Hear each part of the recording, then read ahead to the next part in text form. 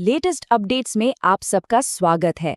आज 24 मार्च 2026 है और आज का दिन मतलब खबरों से पूरी तरह भरा हुआ है। ऐसा लग रहा है जैसे हर तरफ कुछ ना कुछ हो रहा है। पर सवाल ये है कि क्या ये सब अलग-अलग सुर्खियां हैं या इन सब के बीच कोई गहरा कनेक्शन है? चलिए आज इसी बड़ी तस्वीर को समझने की कोशिश करते हैं। देखिए, हम सब हर रोज खबरों के एक सैलाब में बहते रहते हैं, है ना? पर कभी सोचा है कि ये जो बिखरी हुई खबरें हैं, इनको जोड़ने वाला कोई धागा भी हो सकता है? आज हम इसी पहेली को सुलझाने वाले हैं। तो आज हम कहाँ कहाँ चलेंगे? सबसे पहले दुनिया में चल रहे तनाव को देखेंगे, फिर अपने देश की राजनीति की गलियों में घूमेंगे, उसके बाद कुछ क्षेत्रीय मुद्दों को समझेंगे और आखिर में समाज और कानून से जुड़ी बड़ी खबरों पर भी एक नजर डालेंगे। तो चलिए शुरू करते हैं दिन की सबसे बड़ी और शायद सबसे चिंताजनक खबर से। ये है पश्चिम एशिया में ईरान और अमेरिका के बीच बढ़ता हुआ तनाव। अब यहाँ देखिए, बातचीत को लेकर दोनों देशों में जमीन आसमान का फर्क है। एक तरफ अमेरिका कह रहा है कि भाई तनाव कम करते हैं, चलो बात करते हैं, तो दूसरी तरफ ईरान ने एक पूरी लिस्ट सामने रख दी है। उन्हें हर्जाना चाहिए, भविष्य में हमले न होने की गारंटी चाहिए और तो और पत्रकारों पर कार्रवाई की भी मांग कर दी है। ये बयान अमेरिकी पक्ष के इरादे साफ कर देता है ना? उनका कहना है कि यहाँ कूटनीति से नहीं बल्कि ताकत की भाषा से बात होगी। और फिर इस पूरे खेल में एक और बड़ा खिलाड़ी है रूस। रूसी विदेश मंत्री का बयान देखिए, वो कह रहे हैं कि ये सब अमेरिका के आर्थिक हितों का खेल है। वो पूरी दुनिया के एनर्जी मार्केट पर कब्जा करना चाहते हैं। और ईरान भी चुप नहीं बैठा है, उनकी तरफ से भी करारा जवाब आया है। ये धमकियों का एक ऐसा चक्र बन गया है जो रुकने का नाम ही नहीं ले रहा। और देखिए, ये सिर्फ बयानबाजी नहीं रही, इसका जमीन पर बहुत ही भयानक असर हो रहा है। ईरान के शहरों पर मिसाइलें गिर रही हैं, आम नागरिक मारे जा रहे हैं और उधर अमेरिका में भी लोग सड़कों पर उतरकर इस युद्ध का विरोध कर रहे हैं। और इस लड़ाई का असर हमारी आपकी जेब पर भी पड़ना शुरू हो गया है।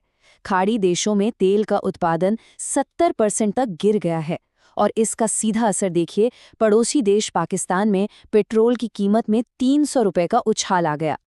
चलिए अब अंतर्राष्ट्रीय मंच से हटकर अपने देश की राजनीति की तरफ आते हैं, देखते हैं कि भारत में क्या सियासी दांव-पेच चल रहे हैं।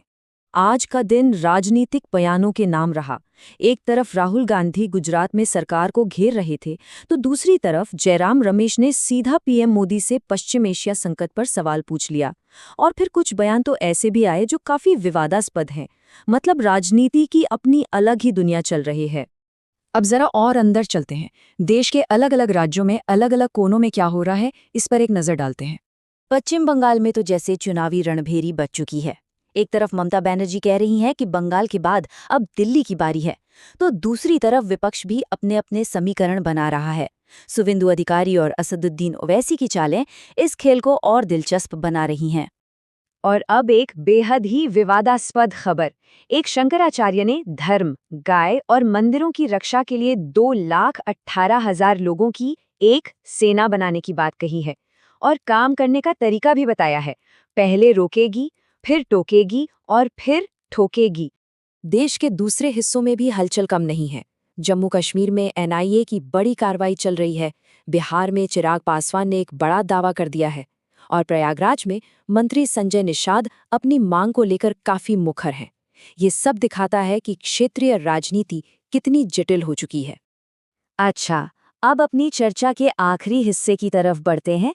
इस बार हम उन सामाजिक और कानूनी मामलों पर बात करेंगे जिन्होंने आज सुर्खियां बटोरी। आज के दिन अधिकार, जवाबदेही और न्याय से जुड़े कई अहम मुद्दे उठे। नए यूजीसी नियमों को लेकर केंद्र सरकार को नोटिस मिला है। भोजपुरी स्टार पवन सिंह पर गंभीर आरोप लगे हैं। हर खबर अपने आप में बहुत कुछ कहती है। और इन सब राजनीतिक और सामाजिक खबरों के बीच एक ऐसा पल भी आया जिसने हमें याद दिलाया कि इन बहसों के केंद्र में असल इंसान और उनकी भावनाएं होती हैं। अंकिता भंडारी केस पर बोलते हुए डिंपल यादव का भावुक हो जाना इसी बात को दिखाता है। तो आज हमने देखा, एक ही दिन में दुनिया में तनाव है, देश में तीखी राजनीतिक बयानबाजी है और स्थानीय स्तर पर कई विवाद हैं। पर सोचने वाली बात यह है कि इन सभी घटनाओं में से वो कौन सी घटना है जिसका असर आने वाले वक्त पर सबसे गहरा और सबसे लंबा पड़ेगा। इसका जवाब तो शायद वक्त ही देगा। हमारा ये पूरा विश्लेषण देखने के लिए आपका बहुत बहुत धन्यवाद। और हाँ, अगर आपको हमारा काम पसंद आ रहा है तो चैनल को सपोर्ट करना बिल्कुल ना भूलें।